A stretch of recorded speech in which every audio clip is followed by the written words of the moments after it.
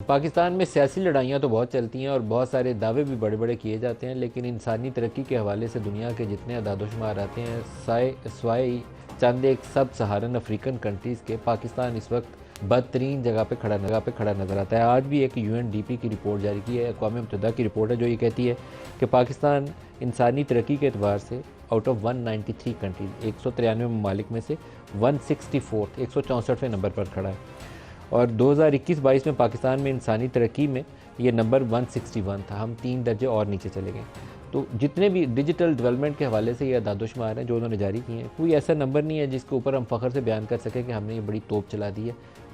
अफसोस होता है ये देखकर कि इस मुल्क के अंदर पोटेंशियल मौजूद है, वसाइल भी मौजूद हैं, लेकिन वो वसाइल किसी और काम के लिए इस्तेमाल होते हैं, इंसानी तरक्की के लिए इस्तेमाल नहीं होते। जिन माशरों के अंदर इंसानी तरक्की होती है, उसकी पढ़ाई लिखाई के ऊपर तवज्जो दी जाती है, उसके हुनरमंदी के उसके ऊपर फोकस किया जाता है, उसको उसके स्किल सेट बढ़ाए जाते हैं। इवन हमारे यहाँ जो बच्चे, अभी एक स्टेट बैंक ऑफ पाकिस्तान की रिपोर्ट थी कि जो बच्चे BSc कंप्यूटर साइंस करके निकलते हैं, उसमें से 90% बच्चे ऐसे होते हैं जो एम्प्लॉयबल नहीं हैं। वो पढ़ लेते हैं, BSc की डिग्री तो मिल जाती है, लेकिन वो इंडस्ट्री रेडी नहीं होते। उनको इस तरह की तालीम नहीं मिलती कि वो अच्छे इदारों के अंदर काम कर सकें। तो उनको फर्दर ट्रेनिंग के लिए वो कहते हैं बूट कैंप्स लगाएं, ताकि इनको रीट्रेन करें, इनके स्किल्स सेट डेवलप करें, ताकि ये इंडस्ट्री में काम आ सकें। तो ये सूरत हाल अगर ह्यूमन डेवलपमेंट की होगी पाकिस्तान के अंदर, तो फिर आगे बढ़ने का ख्वाब अधूरा ही रहेगा। इसके लिए फ़ोकस चाहिए, इसके लिए सियासी जो लड़ाइयाँ हैं उनको साइड पे रखकर लॉन्ग टर्म जो पॉलिसीज़ हैं उनका रुख दुरुस्त करने की ज़रूरत है। दुनिया के तमाम मुल्कों के अंदर सियासी लड़ाइयाँ चलती हैं। साथ अपने हमसाया मुल्क में देख लें, वहाँ BJP और कांग्रेस वो एक दूसरे से लड़ रहे हैं, लेकिन क्या उन्होंने, मनमोहन सिंह ने जो 90 की दहाई के अवाइल में पॉलिसी शुरू की थी, उसका बेड़ा गर्क कर दिया, सारा कुछ ख़त्म कर दिया, बल्कि उसको कंटिन्यू करते हुए उस पर कैपिटलाइज़ किया, उसको स्ट्रेंथन किया और उससे उनकी इक़्तिसादी तरक्की बेहतर हुई। पाकिस्तान में ये अमल अनफॉर्चुनेटली, हम एक हुकूमत आती है तो दूसरी को जेल डालने से शुरू करते हैं और वो सिलसिला ख़त्म होने का नाम ही नहीं लेता। तहरीक इंसाफ की हुकूमत आई थी, नया पाकिस्तान के नारे लगा के इन्होंने जितनी उस वक्त की अपोजिशन थी सबको पकड़ के, नवाज शरीफ भी जेल में, मरीम नवाज़ भी जेल में, आसिफ जरदारी भी जेल में, फयाल तालपुर भी जेल में, वो कोई जितने बड़े लीडर्स थे इन जमातों के सारे जेल में। अब PDM की हुकूमत आई तो PDM ने उससे 100 दर्जे आगे जाके काम करना शुरू किया। उन्होंने कहा इन्होंने हमें जेलों में डाला था, अब इमरान भी जेल में, उसकी अहलिया भी जेल में, और PTI की जितनी पूरी टॉप टियर थी उसको या तो मिसिंग पर्सन बनाया गया या गायब किया गया, और उसके बाद प्रेस कॉन्फ्रेंस करके नतीजा निकला। इस सूरत हाल में हम पाकिस्तान को आगे नहीं बढ़ा सकते, ना इसमें पाकिस्तान की तरक्की के ऊपर कभी फोकस हो सकता है, ना वो इंसानी बुनियादी हकूक़ के ऊपर कभी तवज्जो रह सकती है जिसके ऊपर तवज्जो रहनी चाहिए। आज chief justice Balochistan high court का एक स्टेटमेंट है, मैं वो आपको सुनाता हूँ, फिर ये ह्यूमन डेवलपमेंट और ये सियासी लड़ाइयाँ इसको लेकर आगे चलेंगे। दिखाएगा शुदा लाशें बरामद होती, मेरे बच्चे मिसिंग होते, माँ बाप को ये पता नहीं है कि ये जिंदा भी है, हमारा भी हुआ है, जहाँ पे आपके हजारों लोग मिसिंग हो। ये इशू जो है ना, ये मुझे दुनिया के हर इशू से ज्यादा मेरे नजदीक किसका अहमियत है। मैं वतन के इशू से कभी भी गफलत का मुर्तकिब नहीं होऊंगा। ये बातें इन्होंने सच्ची की हैं, लेकिन कोई सियासी हुकूमत जिसका ये काम होना चाहिए कि इसके ऊपर फोकस करे, वो इमरान खान हो, वो नवाज़ शरीफ हो, वो कोई और हो, कभी किसी की इसके ऊपर तवज्जो रहती नहीं है, ना इसके ऊपर काम करने पे कोई आमादा होता है। सबसे जाके आप पूछें तो वो आपको कैमरे से हट के इशारा इधर करके कहेंगे कि ये कर रहे हैं सारा कुछ, हमारा इसमें कोई रोल नहीं। तो ये उससे ज़्यादा अनफॉर्चुनेट सिचुएशन है। आपको अगर कोई मुंतखब करके वोट की ताकत से मुल्क का वज़ीर-ए-आज़म बनाकर इस कुर्सी पे बिठाता है, तो या तो आप उस मनसब के अहल नहीं है, उतर जाइए उस कुर्सी से, तो या फिर जिस काम के लिए लोगों ने वोट दिए हैं उसको डिलीवर करिए। ये दूसरे पे इल्ज़ाम, उंगली उधर उठा देना कि उसने किया, मेरा रोल नहीं है, तो अपनी नाअहली का आप इतराफ़ कर रहे होते हैं। जो आज प्रोग्राम में हमारे साथ शुरका हैं, डॉक्टर तारिक फजल PMLN से, नदीम अफजल चंद साहब हैं पाकिस्तान पीपल्स पार्टी से, और जैन कुरैशी साहब हैं पाकिस्तान तहरीक इंसाफ से। सबको खुशामदीद कहता हूँ। तारिक फजल साहब, ये नंबर सिर्फ मैंने इब्तदाइये के लिए शुरू किए हैं। हम अपनी लड़ाइयों के अंदर इस हद तक आगे निकल चुके हैं कि लोगों में गुर्बत, बेरोज़गारी और ये ह्यूमन डेवलपमेंट की जो सिचुएशन है, इसके अलावा हम लोगों को कुछ नहीं दे पाए। बिस्मिल्लाहिर्रहमानिर्रहीम। मलिक साहब, मुझे बड़ी खुशी है कि आज आपने अपने प्रोग्राम में एक ऐसे संजीदा मौजू को अपनाया है कि जिस पर बात करने की ज़रूरत है, न सिर्फ मीडिया पे बल्कि पॉलिटिकल पार्टीज़ को भी, हमारी सीनियर लीडरशिप को और तमाम पार्टीज़ को इसमें एंगेजमेंट की ज़रूरत है। देखिए, जब भी आप बात करते हैं कि हम पब्लिक से वोट लेके आए हैं और नुमाइंदगी करते हैं हलकों की भी और अपनी जमातों की भी, चाहे वो कौमी असम्बली हो या सूबाई असम्बली हो, उसमें सबसे बड़ा इस्तेहकाक किसका है और सबसे बड़ा स्टेक होल्डर कौन है? वो पाकिस्तान की आवाम है। और अगर उनका नुमाइंदा हो के हम उनकी बात ना करें, उनके हक़ की बात ना करें और आपस में उलझें, एक दूसरे से लड़ाइयाँ, एक दूसरे के साथ बदतमीज़ी, एक दूसरे के साथ गालम गलोच, ये जिस दौर में भी हुआ है। मुझे पता है अभी जहन छोटे हमारे भाई बैठे हैं, वो कहेंगे जनाब पिछले दौर में भी हुआ, जो अभी मनाजर चल रहे हैं। मैं कोई ये नहीं कि मैं कोई टारगेट कर रहा हूँ कि कल या परसों या तरसों, मैं ओवरऑल सूरत हाल की एक बात आपसे कर रहा हूँ कि उन मनाजिर को देख के जिन लोगों ने आपको वोट दिया है कि यहाँ पे गाली गलोच, धक्कम पेल, सीटियाँ, बिगल बाजे अगर बजाए जाएंगे कौमी असम्बली में या सूबाई असम्बली में, या जिस तरह आपने कहा, बड़ी लंबी आपने खूबसूरत बात की कि एक गवर्नमेंट ख़त्म होती है दूसरी पॉलिटिक्स को अंदर कर देती है, वो ख़त्म होती है तो दूसरी उसको पकड़ के अंदर कर देती है। तो जहाँ तक तो अगर किसी ने कोई गलत किया उसके ख़िलाफ़ तो ज़रूर केसेस बने, वो तो ठीक बात है, जायज़ बात है।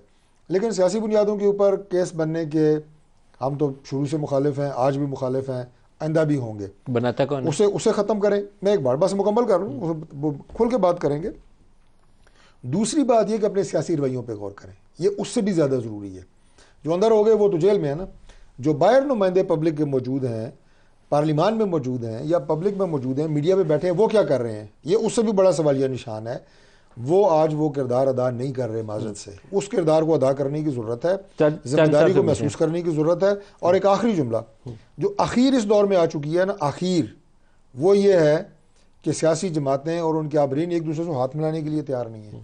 ये पाकिस्तान में कभी भी नहीं था, और ये अगर सूरत हाल रहेगी ये अवाम के मसाइल कभी भी हल नहीं होंगे। चांद साहब, जिन अदालतों ने नवाज शरीफ को और मरियम को उन्हीं शवाहिद के ऊपर सज़ा दी थी, उन्हीं अदालतों ने उन्हीं शवाहिद के और उन्हीं हक़ाइक़ के होते हुए उनको माफ़ भी कर दिया। उन्होंने कहा सारा कुछ गलत हुआ था। सुप्रीम कोर्ट हो, हाई कोर्ट हो या कोई लोअर लेवल कोर्ट्स हो, आज भी वो एवन फील्ड डिपार्टमेंट उसी है। लेकिन जिस तरीके से सज़ा गलत तरीके से दी गई थी, माफ़ी का अमल भी शफाफियत से आ रही था।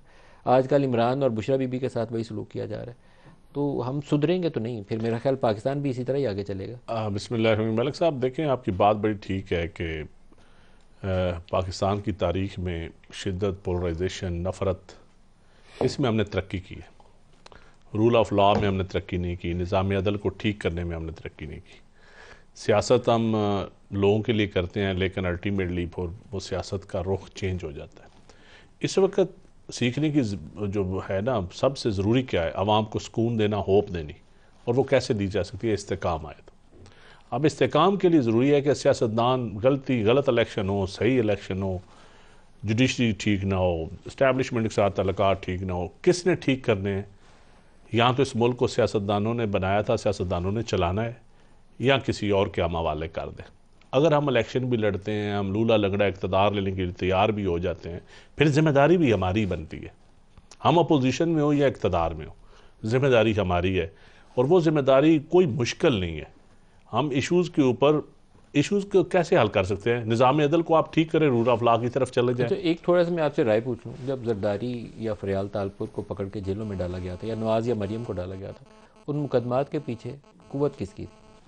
देखिए मलिक साहब, कुव्वत हर दौर में जो स्टेक होल्डर होते हैं ना, सारों की राय शामिल होती है, सारों की, सिविल में भी और मिलिट्री में, हर स्टेक होल्डर। और मैं समझता हूँ ये उंगली इधर उठाने वाला काम ठीक नहीं है, दोनों की बराबर की जिम्मेदारी। अकेले किसी की जिम्मेदारी नहीं बनती, सबकी बनती है। और सबको फिर बैठ के अल्टीमेटली देखें ना, आप जब रिटायर होते हैं या सियासत से फारग होते हैं, अगर आपने ठीक काम हमने आइडियल किए हो तो हम आवाम के दरमियान घूमें।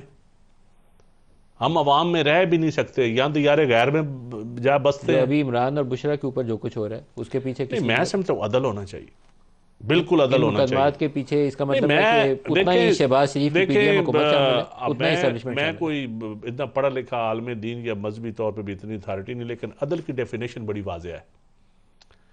खा इन्वेस्टिगेशन हो, खा जुडिशल सिस्टम हो, अदल के बगैर नहीं काम चलेगा।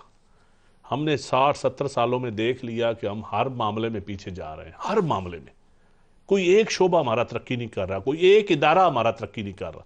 वजह अदल का फुकदान, अदल की कमी, अदल का ना होना। ज़ैन आप बताइए, अदल से दूरी। इस वक्त तो आपके खुद वालिद जो हैं वो बिहाइंड दी बार्स हैं, तो ये अदल क्यों नहीं हो पाया पाकिस्तान में? आपके दौर में भी वही कोताहियाँ थी, आज उससे 10 गुना 20 गुना ज़्यादा बढ़ के वही कोताहियाँ हैं। उससे पहले भी यही थी, 90 की दहाई पूरा यही था। हम आगे नहीं बढ़ते, पीछे ही रह जाते हैं। बिस्मिल्लाहिर्रहमानिर्रहीम। मलिक साहब, सबसे पहले तो आपका शुक्रिया, आपने प्रोग्राम में दावत दी। बात ह्यूमन डेवलपमेंट से आपने शुरू की थी, मैं वहीं से करता हूँ, फिर इस पर आता हूँ। ह्यूमन डेवलपमेंट की तो ऑब्वियसली इसमें कोई दो राय नहीं है, पाकिस्तान को सख्त ज़रूरत है। इमरान खान साहब वो पहले बंदे हैं जिन्होंने कहा था कि मैं ह्यूमन कैपिटल में इन्वेस्ट करना चाहता हूँ, ना कि मेगा प्रोजेक्ट्स में। और आपने देखा जब पाकिस्तान तहरीक इंसाफ की हुकूमत आई तो हमने अपने एहसास प्रोग्राम के through the largest social security network programme ever in the history of Pakistan was given under the PTI government. Sir यह में आपकी थोड़ी कथा कलामी हो जाएगी माजरत के साथ, लेकिन अगर बेनज़ीर इनकम सपोर्ट प्रोग्राम को हम एहसास प्रोग्राम कह के कहें कि हमने ह्यूमन डेवलपमेंट की थी, तो मैं ये इतनी बड़ी खुद चले फ्रेमवर्क मैं आज देता है आपके जिसको प्रोग्राम नहीं में करना आज आपके प्रोग्राम बैठ के कह रहा हूँ बिस्प एक अच्छा प्रोग्राम था, लेकिन बिस्प को हमने बहुत ज्यादा एक्सपेंड चाहिए। आपने डाटा रिफाइन किया और उसका साइज बड़ा किया। आप वो बोलें कि हमने BISP को ज्यादा एक्सपेंड किया, ये ना बोलें कि हमने नया, it was not a new initiative. मैंने नया नहीं कहा, मैंने कहा सबसे बड़ा। और मैंने आपको ये भी आपके प्रोग्राम में बैठ के कह दिया कि बिस्प का अच्छा प्रोग्राम। आप उससे भी बड़ा हो गया आज, लेकिन मुझे तो इस पे अफसोस होता है कि हमने पूरी कौम को इस हालत में पहुंचा दिया है कि आधी तो इस बात आबादी पे, हमारी उस जो हमारी सरकार देती है 2-4 हज़ार रुपये उसके ऊपर आ गई है। क्यों मैं इतना आपसे जुल्म agree- कर रहे हैं हम अपनी आबादी के ऊपर? मैं तो आपसे एग्री करता हूँ इस पे, तो आपके और मेरी कोई इख्तिलाफ राय है ही नहीं। बात यहाँ पे जो आप करें ना अदल और इंसाफ की, अब देखें चंद साहब मेरे लिए तो बड़े काबिल एहतराम है कि इन्होंने कह दिया और बड़े कैजुअली इन्होंने कह दिया कि जी अगर निज़ाम गलत है, अगर इलेक्शन गलत हुआ है तो उसको मान लें, आगे चलें। ऐसा हो नहीं सकता सर। जब आपके मैंडेट पे इतना बड़ा डाका डला हो, जब आप, और एक दफ़ा नहीं, 2 दफ़ा नहीं, 3 दफ़ा डल चुका है। 8 फरवरी को मैंडेट पे डाका डला, रिजर्व सीट्स के ऊपर हमारे मैंडेट पे डाका डला, परसों फिर हमारे मैंडेट पे डाका डल गया। जो इमरान, बुशरा बीबी और इस वक्त शाह महमूद कुरैशी मैं के उस पे ऊपर भी केसेस आना हैं, चाह रहा हूँ। उसके पीछे इस वक्त शहबाज शरीफ है, इस्टेब्लिशमेंट है, सर मेरी आसिफ सुन लेना, जरदारी है, कौन है, किसकी पहले जिम्मेदारी? मेरी बात सुन ले। जितना बड़ा डाका डला है, आप ये नहीं कह सकते कि जी पिछली जो हुई सोई उसको भूल जाओ, आगे चलो, जब तक उसका अजाला नहीं होगा। और हमारा आई थिंक सबसे बड़ा मसला भी ये है कि हम अपनी माजी की गलतियां, मैं अपने आप को उसमें शामिल कर रहा हूं, मैं अपने आप को से बाहर नहीं निकाल रहा, हम माजी की गलतियों से सीखने को तैयार कोई नहीं है। हम कह रहे हैं पिछली जो कुछ हो गई अब आगे चलो, सर ऐसे मुमकिन नहीं होता। हम आगे चल ही नहीं रहे ज़हन, माजरत चाहता हूँ, क्योंकि हम पिछली गलतियों को नहीं रिवाइज 2013 कर में 4 हल्के हम खोल के शुरू हुए थे, आज तक उस फसाद से हम बाहर नहीं निकले। सिंपल सी बात है, शहीद बीबी अगर 85 के इलेक्शन गैर जमाती हुए थे, अगर 88 में ना लड़ती कि 85 में गलत हुआ, 88 में वफाक दे दिया गया, सूबा नहीं दिया गया, सूबा इनको दे दिया। उस वक्त बाय डिज़ाइन एक मैंडेट जिस तरह इंजीनियरिंग होती है, 90 में क्या हुआ, 2/3, 93, हर दौर में मैंडेट तकसीम किया गया। कभी भी आइडियल इलेक्शन नहीं हुआ पाकिस्तान, लेकिन हम आगे चलते गए। मैं कहता हूं अल्टीमेटली ये अच्छा अब 24 आ जाए, 24 से 29 आ जाएगा। क्या इसी तरह हम लड़ते रहे, क्या 29 हम ठीक कर पाएंगे? नहीं, मसला ये नहीं है। मसला ये है कि हमें माजी में देखना होगा। जब तक हम माजी की गलतियां ठीक नहीं करेंगे हम आगे नहीं चल सकेंगे। ये सिर्फ डायलॉग बाजी है। कौन करेगा ठीक? हमें मिलकर करना होगा, सारे पॉलिटिकल सियासतदानों को, हाँ, पॉलिटिकल स्टेक होल्डर्स को इकट्ठे बैठ के इस पर फैसला करना होगा। ये आपने सबसे वजनी बात अब की है। लेकिन कैसे हम बैठेंगे? आपके प्रोग्राम में कई दफा ये बात की आपकी पार्टी किसी से हाथ मिलाने के लिए तैयार नहीं है, सर, हम ऐसी चाहते बात हैं ये नहीं सूरत-ए-हाल है। खत्म। हम ये कहते हैं कि हमारा जो मैंडेट चोरी हुआ है उसको बहाल करें। हम आपसे बैठने को तैयार हैं सर, और उसको बैठ रहे बहाल हैं करने आपके के लिए साथ। भी आपको साथ बैठना पड़ेगा। तो इसलिए तो मैं कह रहा हूँ